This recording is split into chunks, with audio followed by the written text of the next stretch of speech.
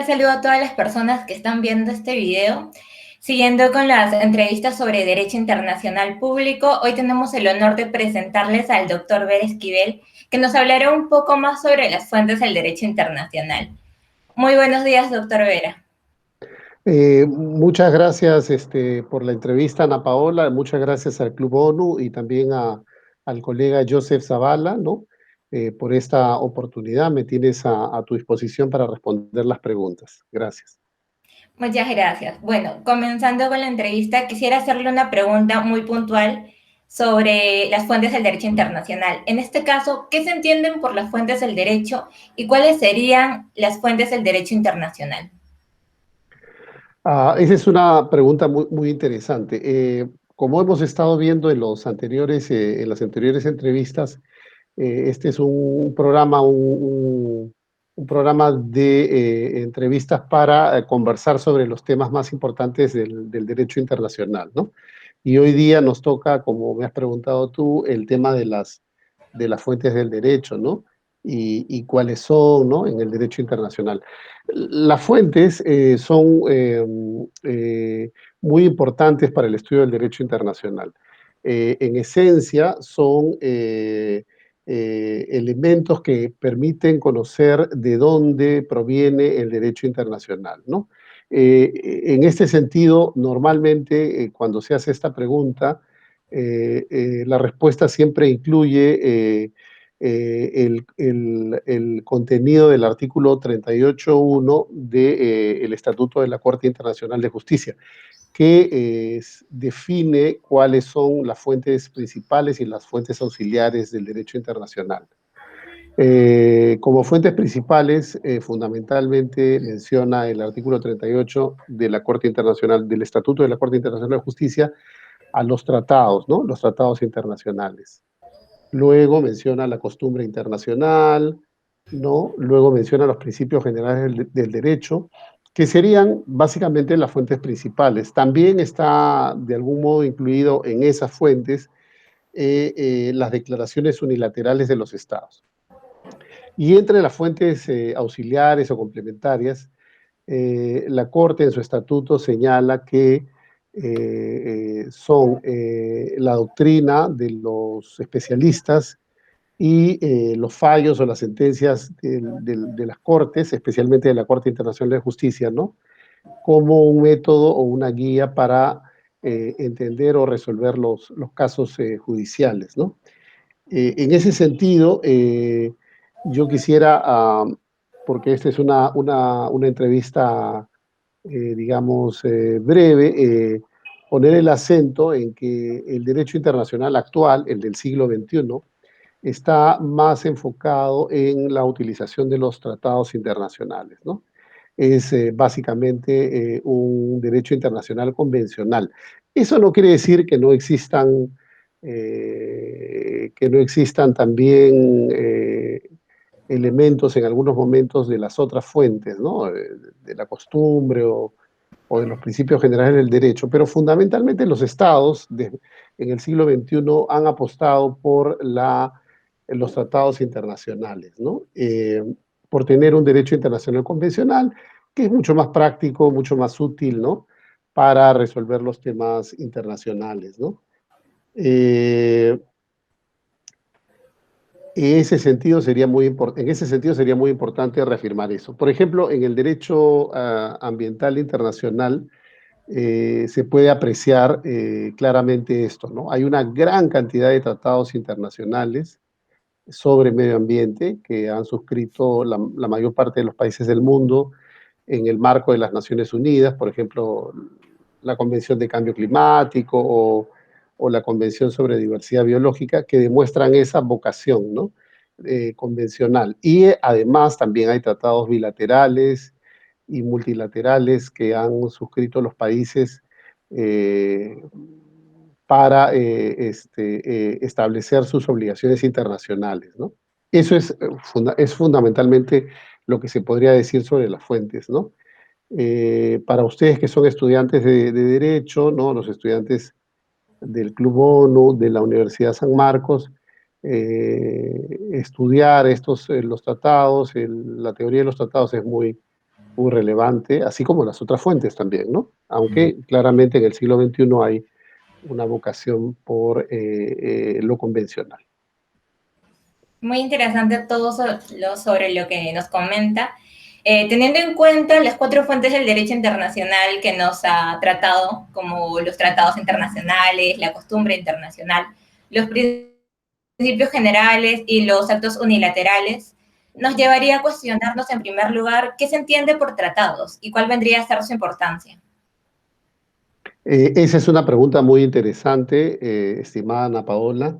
Yo creo que el tema de los tratados y su definición es muy importante, ¿no? Como había adelantado ya en la respuesta anterior, son fundamentalmente las convenciones, los tratados, los que permiten que se pueda desarrollar la temática del derecho internacional en la actualidad de una mejor manera, ¿no? En el siglo XXI. La definición de los tratados se encuentra en la Convención de Viena sobre el derecho de los tratados de 1969, ¿no? Este es un documento muy importante que todo abogado o especialista en temas internacionales tiene que estudiar y revisar, ¿no?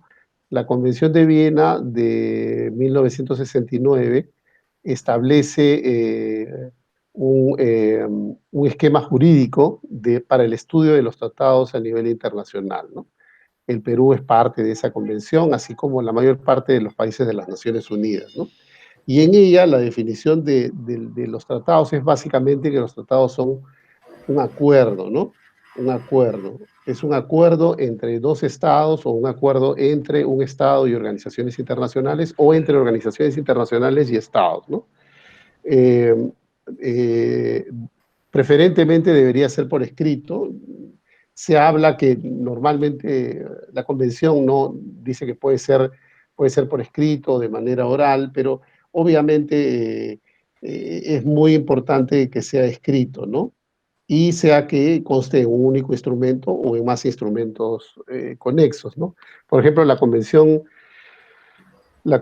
de Cambio Climático, la Convención Marco de Cambio Climático del año 1992, tiene una serie de protocolos complementarios, ¿no? Por ejemplo, el protocolo de Kioto del año 1997 y ahora, ustedes conocerán muy bien, el Acuerdo de París del año 2015, ¿no? Entonces, por eso dice la Convención de Viena que puede ser en un único instrumento o en varios instrumentos conexos, ¿no? Eh, el tratado, entonces, es un acuerdo entre sujetos de derecho internacional. Como ya vimos en la clase, en la sesión anterior, los sujetos de derecho internacional básicamente son los estados y las organizaciones internacionales. En consecuencia, los tratados serían realizados entre estos sujetos, ¿no? El tratado es regido por el derecho internacional, ¿no? Y lo interesante de esto es señalar que una cosa que es fundamental, que es que los tratados se suscriben para ser cumplidos. Los estados tienen que cumplir los tratados que suscriben. Esta norma viene de un aforismo latino, ¿no? El pacta sunt servanda, que quiere decir básicamente que los tratados se suscriben para ser cumplidos por los estados. Dado que el derecho internacional no es coercitivo, no tiene una coerción, no hay una policía internacional, digamos, ¿no? Que obligue a las personas o que obligue a los estados, a los sujetos de derecho internacional a cumplir sus obligaciones, son los mismos estados, entre estados, o son los mismos sujetos de derecho internacional, las organizaciones internacionales, quienes establecen los mecanismos para el cumplimiento. Por supuesto, cuando un Estado o un organismo internacional suscribe un tratado, tiene la vocación de cumplirlo porque, entre otras razones, está su prestigio internacional, su imagen internacional, de ser un sujeto de derecho internacional respetado en la comunidad internacional, ¿no? Por eso, en esa medida, los estados y los organismos cumplen sus obligaciones, pero no porque exista, como en el derecho interno de los países, una corte o una policía que los obligue, ¿no? Sino que es fundamentalmente por este deseo de tener una buena imagen internacional. Un ejemplo concreto es que luego, ustedes recordarán que luego eh, que terminaron las audiencias y con la sentencia de la Corte Internacional de Justicia en el caso de limitación marítima de Perú con Chile, una vez que salió, se expidió la sentencia de la Corte, el Perú y Chile igualmente eh, realizaron las acciones adecuadas para cumplir, ¿no? Para cumplir con lo dictaminado por la Corte, ¿no? Ahí uno puede ver claramente esa vocación del Perú y de Chile de cumplir sus obligaciones internacionales, ¿no? Y yo creo que esta es la clave de la pregunta que tú me haces, ¿no? Muchas gracias, doctor Vera. Y bueno, ahora en cuanto a la costumbre como segunda fuente del derecho internacional, ¿qué se entiende por esta y qué elementos la constituyen? El derecho consuetudinario, como lo llaman los abogados, o el que proviene de la costumbre internacional, también es muy importante, sobre todo en los orígenes del derecho internacional, ¿no? En los orígenes del derecho internacional, la costumbre es muy importante. La costumbre es una práctica, ¿no? Una práctica aceptada entre estados, entre dos o más estados, ¿no? En ese sentido, la costumbre tiene dos elementos, ¿no? La misma práctica, ¿no? Es el convencimiento de la acción, digamos, ¿no? De respetar este acuerdo tácito entre estados. Y por otro lado está lo que se denomina en latín la opinio juris, ¿no? Que es esa convicción de los estados de cumplir con esta obligación que tienen, ¿no? Eh, Sobre la costumbre se ha escrito innumerable cantidad de libros y ahí es un tema muy interesante. Yo quisiera abordar algunos elementos de la costumbre porque yo sé que como estudiantes y futuros profesionales, ustedes van a revisar los libros sobre el tema, pero digamos, hay elementos en la costumbre que sí es interesante señalarlos, ¿no? Cuando hubo la conquista del espacio exterior, cuando el Perú, perdón, el Perú, cuando, bueno, el Perú y los demás países, ¿no? Cuando los Estados Unidos llegaron a la Luna y se inició la carrera espacial, se habló entonces de la creación de una costumbre instantánea, ¿no? Es decir, una vez llegado las naves espaciales, no solamente de los Estados Unidos, sino también en esa época de la Unión Soviética, ¿no?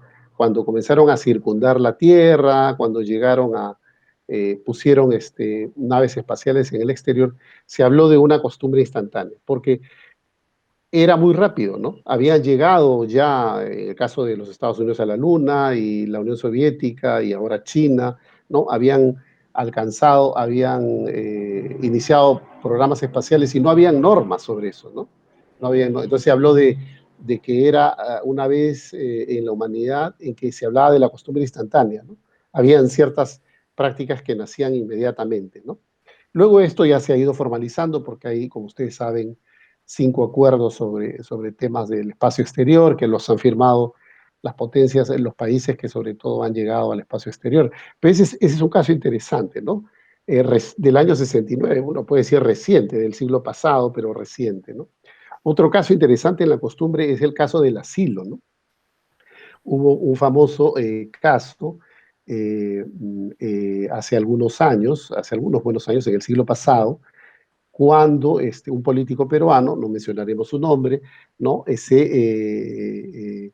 Se quedó en la residencia de la Embajada de Colombia en Lima, que todavía existe, ¿no? La misma residencia donde se alojó este político, y entonces hubo una discusión jurídica porque este político peruano era perseguido por el gobierno peruano de ese entonces, ¿no? Entonces, el gobierno colombiano llevó el caso a la Corte Internacional de Justicia, el famoso caso del asilo, ¿no? O asylum case en inglés, ¿no? Y señaló que había una costumbre entre Colombia y Perú y los países de América Latina para ofrecer asilo a políticos perseguidos en sus territorios, ¿no? Por supuesto, en ese momento el gobierno peruano de aquella época, ¿no?, rechazó, ¿no?, la existencia de la costumbre, ¿no? Y la Corte, bueno, resolvió de la mejor manera, lo cual permitió que este político pudiera, eh, pu- luego de estar alojado mucho tiempo en la Embajada de Colombia en Lima, pudiera partir al exterior, ¿no? Eh, entonces, en la costumbre hay elementos interesantes de estudio, ¿no? Por ejemplo, yo sugeriría como profesor para una tesis, ¿no? Para una tesis, ¿no? El caso del asilo, el caso de la costumbre instantánea, son elementos fundamentales, pero evidentemente yo reitero esta vocación que tiene el derecho internacional por el convencionalismo, ¿no? Los tratados internacionales. Gracias. Bueno, continuando con las fuentes del derecho internacional, quisiera hacer hincapié en la tercera fuente del derecho internacional.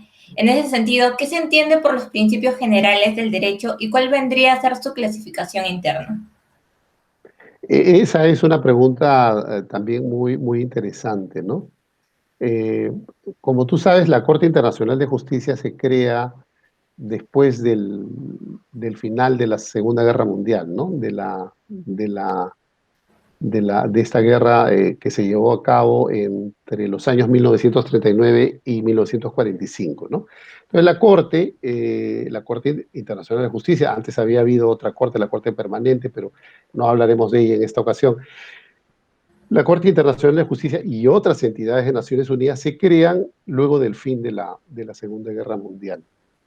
Entonces, cuando la Corte se inicia, tiene que encontrar ciertos elementos comunes, porque va a resolver casos de todos los países del mundo, ciertos elementos comunes de todas las naciones del mundo, ¿no? De todas las naciones del mundo. En esa época se hablaba incluso de naciones civilizadas, ¿no? Hoy en día debería modificarse el texto de la norma, ¿no? En lo que señala el Estatuto de la Corte Internacional de Justicia, porque habría que preguntarse cuáles son las naciones civilizadas, ¿no? ¿Es el Perú una nación civilizada también? ¿O se están refiriendo a algunos países y no a otros? En realidad, yo creo que para hacer una interpretación más adecuada, ¿no?, y que siga la norma, ¿no?, y las decisiones actuales, yo creo que lo mejor sería decir que las naciones civilizadas son todas las que componen las Naciones Unidas. Entonces ya está resuelto el tema.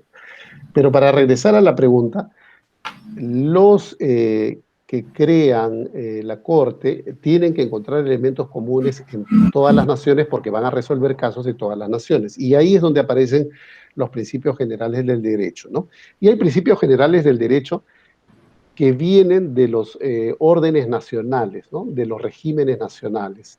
No todos, por supuesto, sino algunos que tienen características de ser, a la vez de ser nacionales, internacionales también. Por ejemplo, el due process of law, el debido proceso, ¿no?, que es una cosa que se reconoce desde el año 1215, ¿no?, en la Carta Magna, donde el rey Juan Sin Tierra negocia con los nobles de su época, ¿no? Esta Carta Magna, ¿no?, donde reconoce que las personas tienen que tener no lo dice de ese modo, lo dice de otro modo, pero deben tener en caso de alguna discrepancia, un debido proceso, ¿no? Entonces hay elementos que vienen de los órdenes nacionales y también hay elementos que vienen del orden internacional, ¿no? Principios generales como, por ejemplo, el Pacta Sunt Servanda, ¿no? Los tratados son de obligatorio cumplimiento para las partes. Una combinación de todos estos principios, los que vienen de los órdenes nacionales, pero que tienen características internacionales, y los principios que vienen básicamente del área internacional, son los elementos que utilizan los jueces para resolver los casos, ¿no? Eh, en ese sentido, yo creo que vale mucho la pena recordar que hay diversos autores internacionales que coinciden con esta posición que yo planteo, ¿no? Y que nos permiten entender que estos principios se aplican o se utilizan fundamentalmente cuando hay casos, ¿no? Cuando el Perú presenta su caso ante la Corte Internacional de Justicia, lleva también algunos principios para, presentan sus abogados algunos principios para el desarrollo de la delimitación, ¿no? Y fueron los jueces los que eligieron en base a qué principios o en qué combinación de principios resolver el caso, ¿no? Entonces, como podemos ver, son axiomas que tienen una gran importancia, sobre todo en la resolución de los casos. Una cosa que yo les dije al principio, que se la había dicho a Joseph también, y ahora te la digo a ti, Ana Paola, es que el objetivo del derecho internacional es básicamente resolver casos judiciales, ¿no? Y estos casos están en la Corte Internacional de Justicia. También, por supuesto, el derecho internacional es muy importante en la docencia y en la doctrina, ¿no? O en el trabajo en las organizaciones internacionales, en las organizaciones no gubernamentales. Digamos, ese sería el espacio para un profesional que estudia Derecho Internacional, la diplomacia, por supuesto, también, ¿no? Que estudia Derecho Internacional. Gracias. Bueno, también un punto muy importante vendrían a ser los actos unilaterales. En relación a estos, ¿cuál vendría a ser el fundamento para la admisión de los actos como fuente del derecho internacional y cuáles serían sus características? Esa pregunta es muy interesante. Tú sabes que las Naciones Unidas hay una comisión, ¿no? Que se llama la Comisión de Derecho Internacional. Esta Comisión de Derecho Internacional está compuesta por juristas de varios países del mundo, también del Perú, ¿no? Tenemos nosotros un distinguido representante allí, ¿no? Y su función es estudiar los desarrollos modernos del derecho internacional, ¿no? Y ellos han hecho un conjunto de reglas, ¿no? Cierta normatividad sobre los actos unilaterales, ¿no? Que en esencia pueden considerarse soft law, o sea, el derecho que no es de obligatorio cumplimiento, porque no hay suficientes estados que lo hayan, que se adscriban a estas teorías, pero sin embargo, al ser, digamos, la opinión de abogados, de juristas, puede ser de interés tenerlo presente, ¿no? Los actos unilaterales o declaraciones unilaterales son, como lo he dicho, declaraciones que hacen los estados a través de sus presidentes o de sus cancilleres, ¿no? Para, expresar posiciones de su país sobre ciertos temas, ¿no? Yo recuerdo el caso porque yo en esa época trabajé en Holanda por mi actividad profesional, recuerdo el caso en el año 95 de los ensayos nucleares franceses, ¿no? Francia, en el año 95, en ese momento, Francia, el presidente de Francia era Jacques Chirac, un presidente muy, muy, muy importante francés que falleció el año pasado, me parece, el anteaño pasado, falleció en el 2019, ¿no? Jacques Chirac era el presidente de Francia y él decidió realizar una serie de, me parece, 9 u 8 ensayos nucleares en el atolón de Mururoa, la Polinesia Francesa, que es un área que todavía le corresponde a Francia, ¿no? Entonces, esta serie de ensayos nucleares, por supuesto, motivó la preocupación de los países aledaños, ¿no? De Japón, de Australia, de Nueva Zelanda, ¿no? Que les parecía un poco impropio, digamos, que alguien esté detonando armas nucleares en un mar que estaba muy cerca de sus costas. Entonces, Nueva Zelanda lleva el caso a la Corte Internacional de Justicia, reabriendo un caso que ya había presentado en el año 1973, pero que había concluido ya. Nueva Zelanda, aprovechando ese caso, reabre el caso del 73, pero ya con un pedido del año 95, ¿no? Y entonces le pide a la Corte Internacional de Justicia que impida que Francia realice estos ensayos nucleares, ¿no? Francia sostenía en la prensa, ¿no? Digamos, en la realización de los ensayos nucleares tenía como objetivo probar estas armas nucleares, ¿no? Que estaban almacenadas, que Francia tenía. Obviamente también había un interés de demostrar su poderío a nivel mundial, ¿no? Pero que luego de realizar estas pruebas nucleares, estas últimas 8 pruebas nucleares o 9 pruebas nucleares, Francia ya no iba a realizar ninguna prueba nuclear más en el futuro, ¿no? Entonces ahí, al final, la Corte no tuvo una respuesta definitiva a este tema, pero se podría interpretar que lo que señaló en ese entonces el gobierno francés, ¿no? Al indicar que ya no iba a realizar más pruebas nucleares después de las que realizó, podría considerarse como una declaración unilateral, una declaración de un país que estaba aceptando que no iba a realizar una acción ya más en el futuro, ¿no? Los ensayos nucleares en este caso. Entonces, las declaraciones unilaterales son muy interesantes. Un elemento adicional a esto que también debe estudiarse, ustedes como estudiantes del Club ONU de la Universidad San Marcos tendrán que estudiarlo, es la institución del objetor persistente, ¿no? El objetor persistente es el Estado que persistentemente, como lo dice su nombre, se opone a que se realice o se adopte una costumbre internacional, ¿no? Entonces, este Estado, cada vez que otra persona, que otro Estado una organización internacional señala esto es una costumbre que es parte de la práctica de todos nosotros, el objetor persistente puede decir no, yo no estoy de acuerdo, y en todo caso no le será aplicable al objetor persistente esa supuesta costumbre que podría ser aplicable entre los países que sí están de acuerdo, ¿no? Entonces, este también es una institución que sería bueno estudiarla, ¿no? Junto con las declaraciones unilaterales. Muchas gracias, doctora. Ha sido súper interesante todo lo que nos ha comentado sobre las fuentes del derecho internacional. Y bueno, daría acá concluida la entrevista y agradecerle nuevamente una vez más por acompañarnos. Muchas gracias a ustedes, al Club ONU, a la Universidad San Marcos, a los colegas, a todos tus colegas, ¿no? Y a ti también te agradezco mucho por esta interesante entrevista. Muy amable.